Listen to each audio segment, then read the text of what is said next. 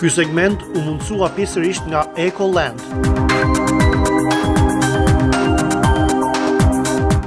Në episodin e 856 të Pasqyrës Shqiptare, do të ndiqni një kronik nga zgjedhjet për kryesinë e re të Shoqatës së Bashkësisë Shqiptaro-Kanadeze të Torontos.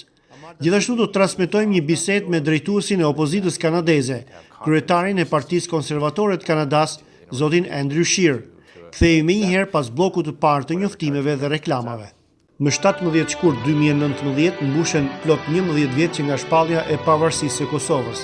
Në këtë rast, konsulata e përgjithshme e Republikës së Kosovës në Toronto, në bashkëpunim me disa organizata shqiptaro-kanadeze që veprojnë në provincën e Ontarios, organizon ditën e diel më 17 shkurt ora 11 paradite, ceremoninë e ngritjes së flamurit përpara parlamentit të Ontarios. Thirrjes për një pjesëmarrje masive janë bashkangjitur edhe organizatat që po bashkëpunojnë me konsullatën për këtë ceremoni. Ato janë Shoqata e Bashkësisë Shqiptaro-Kanadeze të Torontos, Albanian Canadian Excellence Society, Shoqata Shqiptaro-Kanadeze Iliria e Londonit, Shoqata Shqiptare e Hamiltonit, RH Scholarship, si dhe Albanian Canadian Society of Kitchener. Përvjetori i 11 i pavarësisë së Kosovës përkon në vitin e 20 të çlirimit të saj dhe gjithashtu edhe me çeljen e zyrës konsullore të Kosovës në Toronto.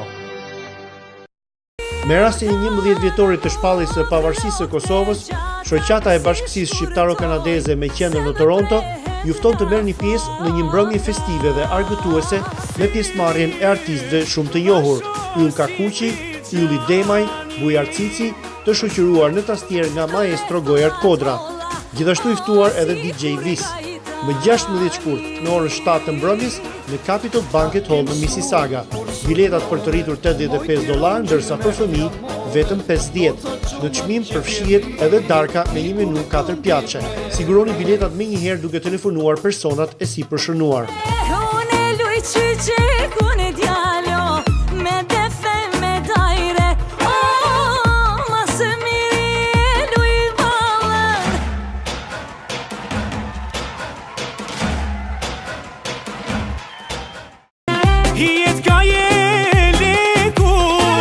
Më 18 shkurt në Ukraina Banquet Hall, Shoqata Shqiptaro-Kanadeze Iliria e Londonit mban mbrëmjen festive për nder të 11 vjetorit të shpalljes së pavarësisë së Kosovës. Muzik live nga Ylli Demaj dhe Yll Kakuqi, të shoqëruar nga Erin Demini. Telefononi organizatorët për bileta. Çmimi është $70 për të rritur dhe 35 për fëmijë. Festa fillon në orën 4 pasdite.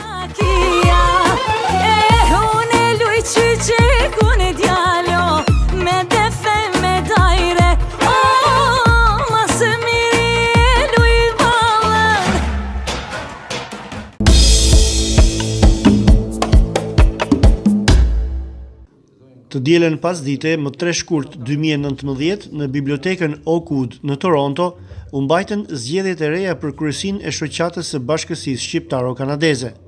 Në pjesën e parë të mbledhjes u paraqitën raportet e veprimtarisë së kësaj organizate. Raporti i parë nga presidenti Ramazan Këllezi i njohu të pranishmit me veprimtarinë 2 vjeçare të Shoqatës, ndërsa i dyti i përgatitur nga Mimoza Avda mbi veprimtarinë financiare të së njëjtës periudhë. Në fjalën e tij, zoti Këllezi theksoi se kishte qenë privilegj për të që ta drejtonte Shoqatën në një periudhë kur u kryen veprimtari të rëndësishme si miratimi i ligjit të trashëgimisë, fillimi i projektit Shtëpia e Shqiptarit e tjerë. Ai shpalli tërheqjen nga rikandidimi, por duke premtuar se do të jetë aktiv në veprimtaritë e Shoqatës që e drejtoi për gati 3 vjet. Fjala e tij u prit me duar trokitje dhe më pas u kalua në pyetje dhe diskutime. Disa folës ngritën shqetësimin për një PR më të mirë, për përcjelljen e stafetës të të rinjt, por duke ruajtur kujtesën për punën dhe brezat e mëparshëm e të tjerë. Në pjesën e dytë u zhvilluan zgjedhjet në mbikëqyrjen e një grupi pune me drejtuese zonja Ruki Kondaj. Nga 16 kandidatura u zgjodhen 13, siç parashikon edhe statuti i Shoqatës. Antarët e rinj të kryesisë janë këta: Bujar Zenullahu, Flamur Selmani, Irene Breznica, Leonard Zoga, Brunilda Mersini, Recep Ferrati, Amarda Selimi, Mimoza Avda, Vlora Rustemi, Imirion Peza, Alfred Hasimaj, Ylber Kusari dhe Artur Langu. Në mbledhjen e parë të kryesisë së sapo dalur nga zgjedhjet, president u zgjodh zoti Bujar Zenullahu Me origjinë nga Kosova, bashkëpronari i Agjencisë së Udhëtimeve Travel Only, veprimtar dhe sponsor në komunitet prej më shumë se 15 vjetësh dhe zëvendës president i shoqatës gjatë këtyre 2 viteve të fundit. Kamera jon solli këto 2 biseda me presidentin në largim dhe atët posa zgjedhur. Natyrisht vjen një moment që çdo gjë domethënë ka një fillim, ka një zhvillim, ka dhe një fund. Unë bëra të pamundurën që ta drejtoja shoqatën me shumë dinjitet dhe me shumë ndershmëri, me sinqeritet. E mora shoqatën në mesin e një mandati ku kryetarja e mëparë me zonja Aida Betja, për cilën personalisht kam shumë respekt për arsyet e saj shëndetësore, u largua nga shoqata, kështu që e mora në mesin e atij viti dhe një mandat tjetër 2 vjeçar. Fati im desh që në këto vite të bëheshin gjëra madhore, siç është rasti i kalimit të muajit trashëgimnis, për cilin unë kam bashkëpunuar në mënyrë jashtëmase të ngushtë me doktor Ruki Kondaj. Pra ka qenë një bashkëpunim shumë i suksesshëm. Në kohën e mandatit tim u bë e mundur të krijoheshe edhe të shpalleshe edhe hapja e projektit të Shtëpisë Shqiptarit me 1 tetor të 2017-s.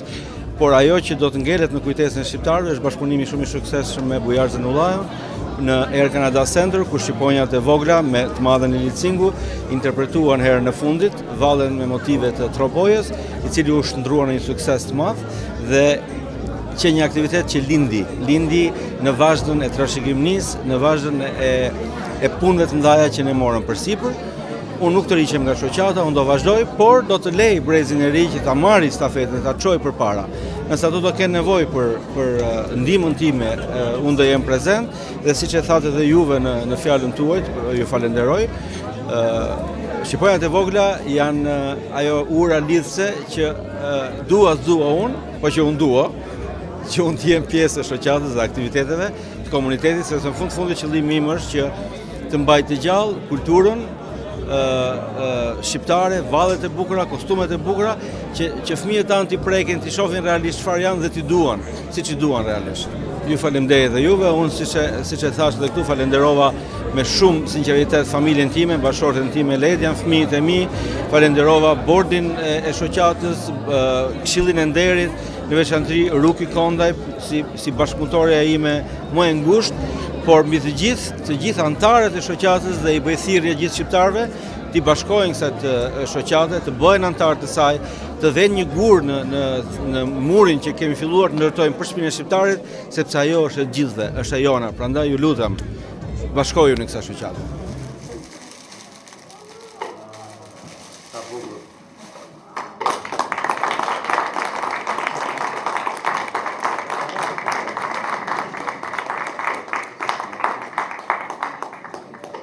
Vërtet ndihem që ke prekun dhe emocionu, por falenderoj shumë gjithë anëtarët e bordit dhe gjithë anëtarët e shoqatës që më dhanë besimin që të udhëheq shoqatën më të madhe në Toronto, shoqatën 29 vjeçare, për 2 mandate të ardhshme dhe sigurisht unë do bëj maksimumin tim që t'jap kontribut dhe të vazhdojmë traditën shumë vjeçare, promovimin e artin, kulturës dhe në udhëheqjen e shoqatës dhe falenderoj dhe uroj gjithë 13 anëtarët e bordit punë bardhë dhe suksese.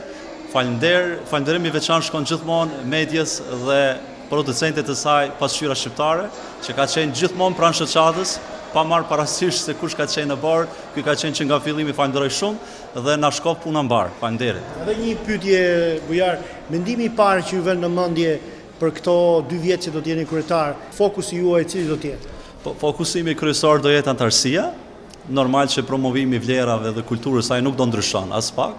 Antarësia, do rrisëm antarësinë, do afrojmë më shumë njerëz dhe bashkëpunimi. Bashkëpunimi është më së e rëndësishëm me gjitha organet, me ambasadat, shoqatat, gjitha klubet e ndryshme që promovojnë vlerat dhe kulturën tonë të ngjashme shqiptare.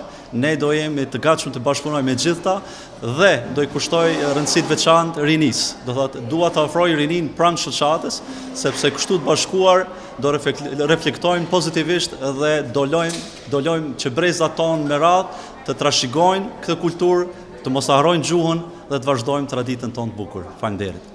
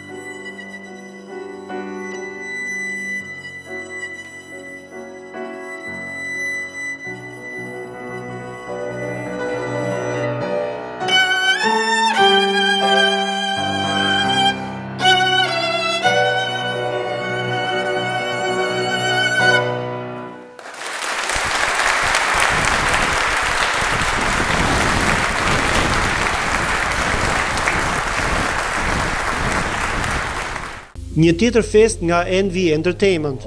Më 16 shkurt ditën e shtunë do të mbahet mbrëmja e pavarësisë së Kosovës.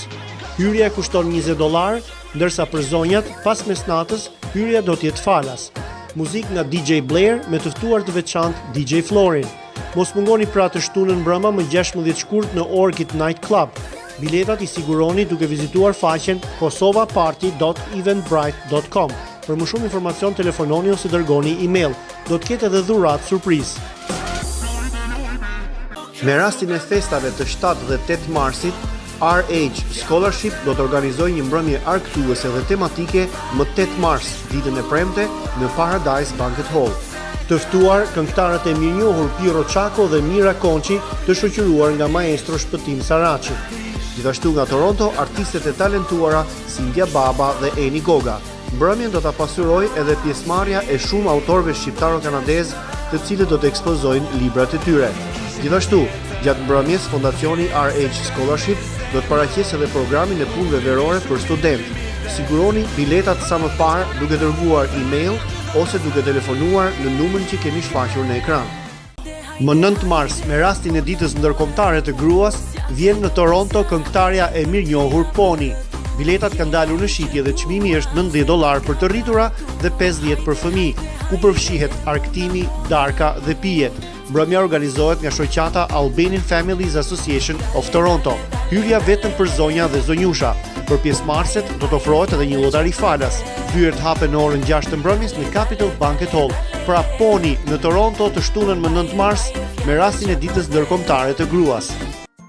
FunKidsCollection.com është një faqe videosh për fëmijë ku paraqiten rreth 4000 lodra me temë të Disneyt në mbi 300 video me rezolucion të lartë. Nga kjo faqe, videot mund t'i zgjidhni në shqip ose në anglisht dhe menjëherë kaloni në kanalin përkatës në YouTube. Kanali shqip titullohet Koleksion Lodrash për fëmijë dhe ka mbi 52.000 abonentë dhe me miliona vizita mujore. Abonohuni dhe ju në këtë kanal ku fëmijët zbaviten duke mësuar lojra, befasira dhe njohuri te FunKidsCollection.com. Ditën e diel, më 10 mars, duke filluar prej orës 1 të pasdites, në Monte Cassino Banquet and Event Center në Toronto, do të organizohet një drekë festive me rastin e ditës ndërkombëtare të grave. Organizator i kësaj ngjarje është Alba Catering and Events, që njëkohësisht përgatit edhe menun e vet karakteristike. Muzika nga DJ Andy Groove. Në çmimin prej $75 përfshihet ushqimi si dhe 2 shishe verë në çdo tavolinë. Telefononi sa më parë rudinën për të siguruar biletat. Mama, thank you for who I am. Me rastin e 8 marsit, ditës ndërkombëtare të gruas, në Banquet Hallin Luxus Paradise, do të organizohet një mbrëmje argëtuese ditën e diel, më datën 10 mars. I ftuar DJ i njohur nga Amerika, Lady. Përveç darkës së bollshme dhe të shijshme, do të jenë të përfshira vera në tavolinë, a dhe pijet freskuese. Për rezervime dhe informacione të mëtejshme, telefononi në numrat e mëposhtëm.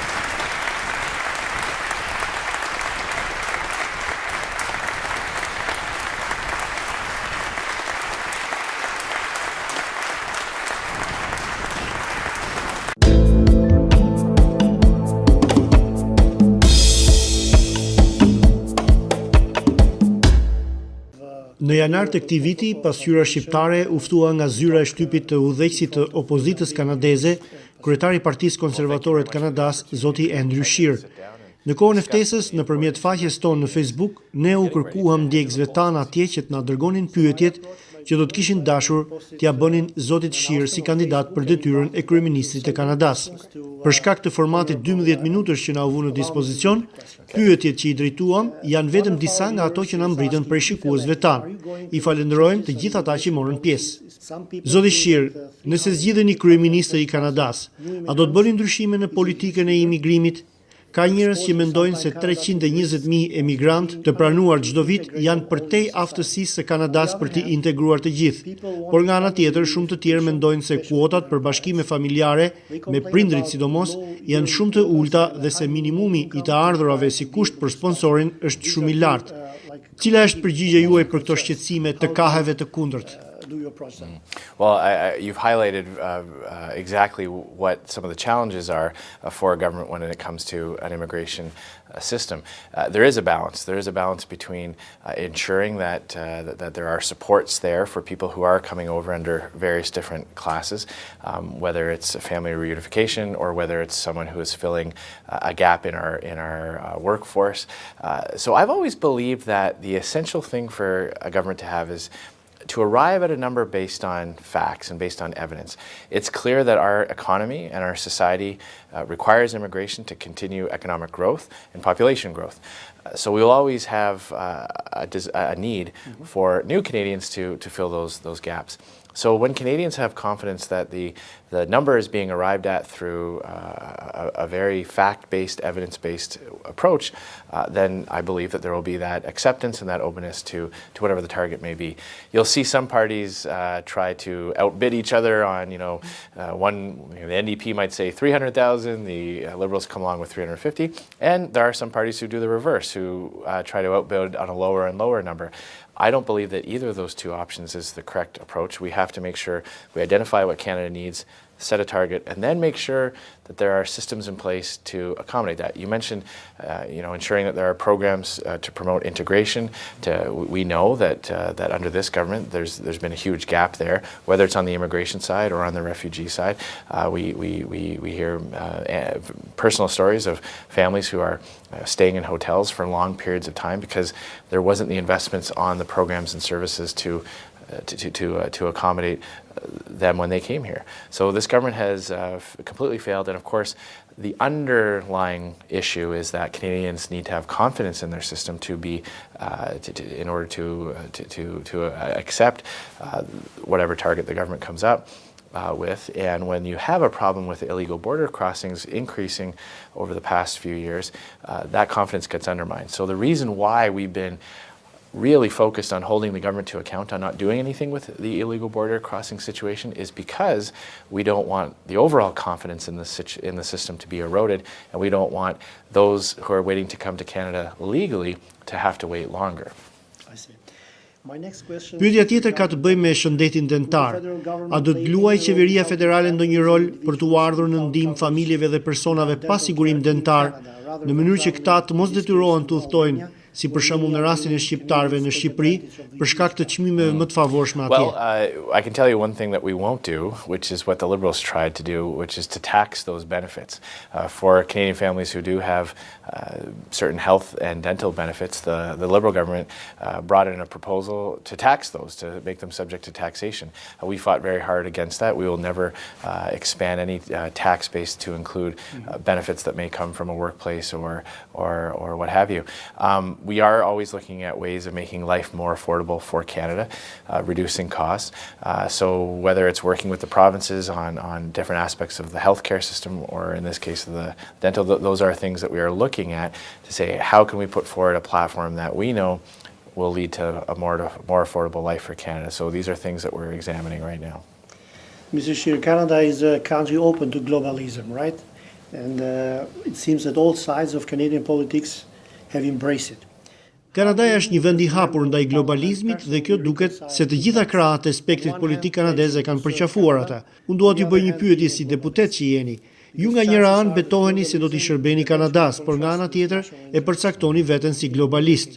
Si mund të pajtohen këto dy anë që në thelb janë shumë kontradiktore? Again, it all depends on what lens we look at, what lens we use to look at things. Globalism can mean different things to different people. When I think of it, I think of things like free trade and allowing Canadian goods and services to be sold all around the world. And in return, Canadians have access to products that may be more affordable or be of a different variety or different quality. Those types of arrangements bring untold benefits to Canadians. The number of jobs in Canada that are created because we are able to export around the world, or because we're able to import products and components that make Canadian products even better, that has led to a very large increase in the quality of living and have made many products more affordable for Canadian families. Those are the things that we should celebrate and work harder to achieve. Where you get into some concerns around globalism, whether it's Canada losing sovereignty over our ability to make our own decisions, we do have some concerns there. That's one of the reasons why we took a stance against some of the, for example, the UN Compact on migration was one where we thought Canadians should be determining our own rules and systems as it relates to that, not ceding any of that to the United Nations. And so we have a balanced approach. I think it's incumbent on every party to talk about these things in a rational way without getting into the polarization of either side of the debate. There are people who have legitimate concerns about the impacts of a trade deal, about the impacts of investment deals, about whether or not our dealings with one country or another provide a net benefit to Canada.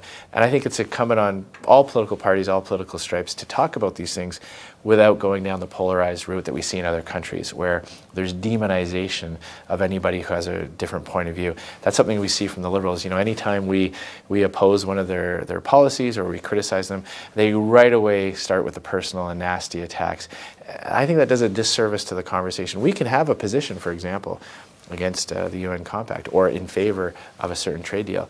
They can argue the merits of that. They can talk about their point of view, but they should avoid the personal nasty name calling, because that makes everyone feel like legitimate concerns aren't being heard.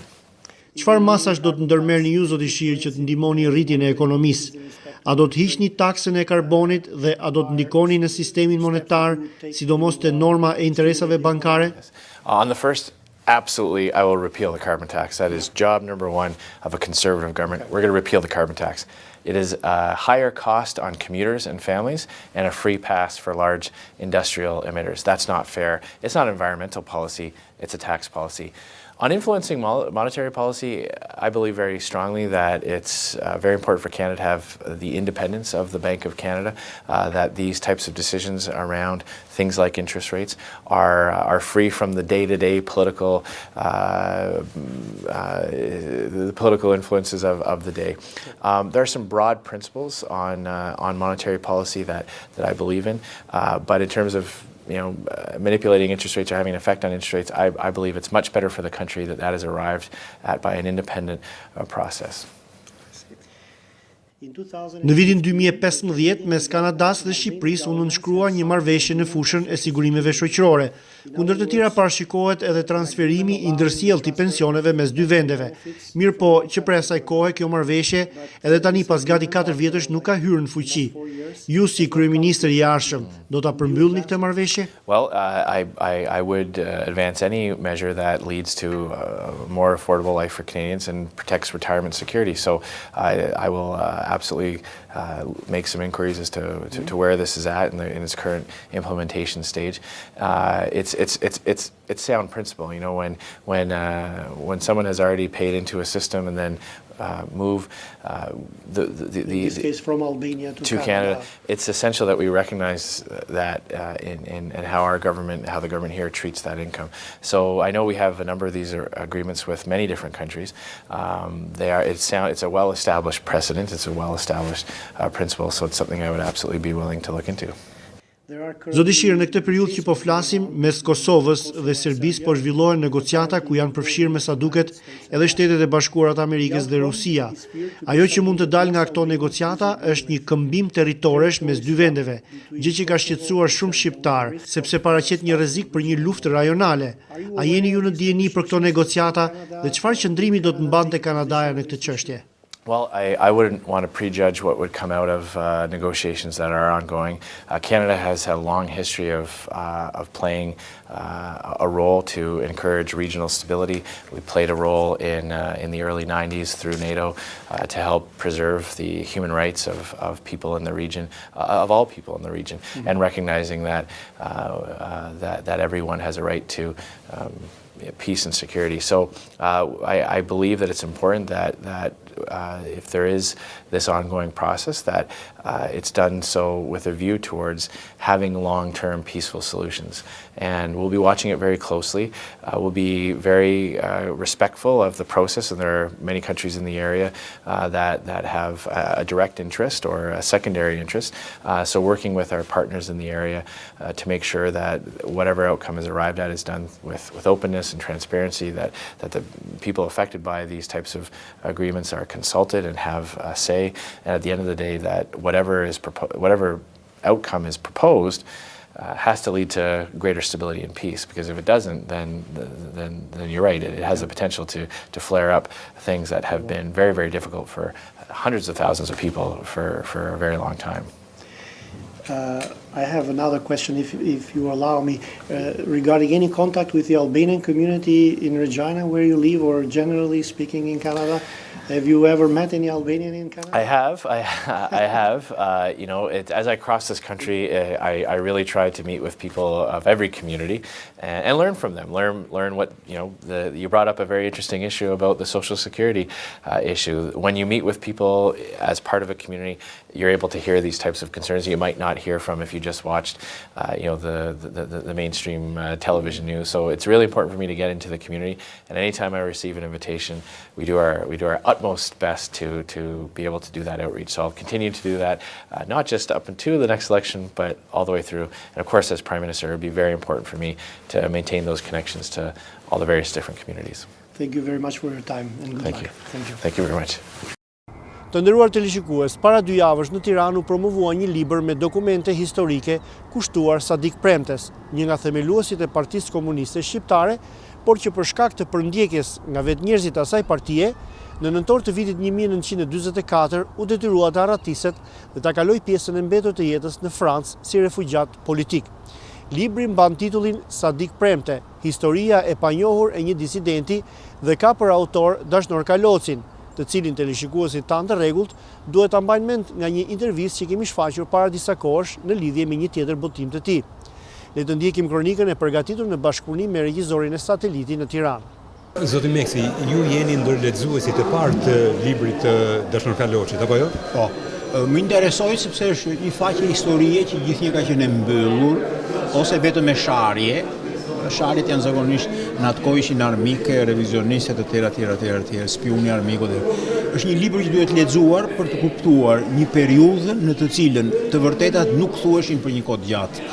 Është një libër i mbështetur në dokumentacion të dorës parë, dokumentacionin që ruhet në arkive, krahas kujtimeve të personave që janë protagonistë asaj periudhe. Pavarësisht, siç thot Dashnor Kaloçi, ata nuk është se ishin marrë vesh me njëri tjetrin kur shkruajnë kujtimet, mund të jenë kujtime sharse, refuzuese etj, por ka rëndësi të merren parasysh. Kjo metodë është një metodë që duhet të ndiqet nga të tërë historianët, të mos vazhdohet më me sende që duhet të thënë kështu se i thot partia, se kështu duhet thënë etj. Pra, historia të rishkruhet në kuptimin shkencor, mbështetur në dokumenta, dhe Dashnor Kaloçi ja ka arritur duke dhënë një figurë shumë të kundërshtuar të mohuar e tjera, që pavarësisht për mentalitetin, për botkuptimin e tij komunist, është një person që ka luajtur një rol gjatë historisë së luftës dytë botërore në Shqipëri.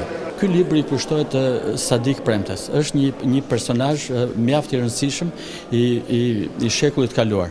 Jeta e tij fillon aktive, fillon që në vitet 30 me lëvizjen komuniste, pastaj me lëvizjen antifashiste, është një nga pjesëtarët kryesorë të mbledhjes themeluese të partive, të Partisë Komuniste Shqiptare, si kryetar dhe nën kryetar i grupit komunist të trive. Më tej ky detyrohet të mërgoj nga Shqipëria të arratisët në fundin e vitit 44 për shkak se Enver Hoxha ndërmori ndaj tij një fushat terrori, e cila zanafillin e kanë mbledhën themeluese, pasi si thash që Sadik Premte ishte nënkryetari i grupit të rive. Në mbledhjen themeluese kanë filluar polemikat e Enverit me Sadik Premte. Në 43-shin Enveri i iniciuar nga Miladin Popović dhe Dušan Mogosha merr urdhër prej tyre që të shkojë edhe të shpërtalloj të ashtu quajturën fraksioni Sadik Premtes. Pas kësaj, Sadikut janë bërë disa atentate, janë vrarë shumë veta nga që ishin mbështetës e besnik këtij, si Xhemil Çakërri, Neky Ymeri që ishte edhe kunati i këtij, komandanti i grupit të Vlorës. Nisur nga këto, Sadikun u detyrua të largohet nga Shqipëria dhe mërgon fillimisht në Itali me grupet që ishin emigrantët shqiptarë të ballit, legalitetit e tjerë, nacionalistë të tjerë, pastaj nga aty vendoset në Francë.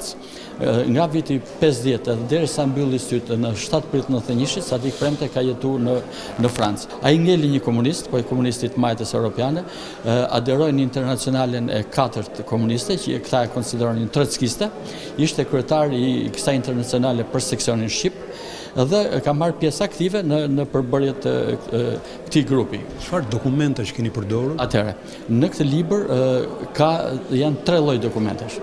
Janë kujtimet e Sadik Premtes. Ka disa kujtime, një pjesë tyre janë botuar në revistën që nxirrte Internacionalja 4 Komuniste në Francë.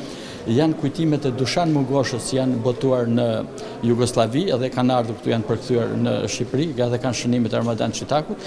Janë dhe dokumenta që i përkasin arkivit qendror të shtetit. Pra janë 3 lloj dokumentash. Dhe hidhet dritë mbi pothuaj gjithë veprimtarinë e tij nga periudha e grupeve komuniste të para themelimit të partisë deri në 44. Pastaj ka po në arkivin qendror të shtetit janë marrë dokumenta ku Sadik Premtja nga Parisi i bën thirrje komitetit qendror këtu të ndryshojë kursin politik. Ai nuk kishte për një ndryshim sistemi, ai ishte vetëm për atë largimin e asaj që e quante band në drejtimin e Partisë Komuniste të Shqipërisë, më pas Partia e Punës. Autori është i kujdesshëm, duke se është një person me përvojë në këtë fushë, në selektimin e dokumentave. Selektimi i dokumentave është shumë i rëndësishëm për të nxjerrë historinë, për të nxjerrë të vërteta. Çdo dokument është një e vërtetë, po selektimi i tyre, metodologjia që ka përdorur autori duke qenë i balancuar me dhënat dokumentare, unë them ka sjell një personalitet ashtu siç është, ka sjell një personalitet që e shikon në kontekst me kohën, e shikon në kontekst me personalitet historike të kohës tij, e shikon në kontekst me ngjarjet, duke u përcaktuar ashtu siç ishte një komunist, antifashist, patriot, idealist në mendimet e tija, Sadik Premte. Baza e këtij libri janë kujtimet e Sadik Premtes edhe gjithçka tjetër që ka pas shënime, blloqe shënimesh që i ka trashëguar vllai i tij Zia Lepenica. Ziai ka bërë 25 vjet në burgjet e regjimit komunist, për vetëm në fakt ishte vllai nga nëna i Sadik Premtes.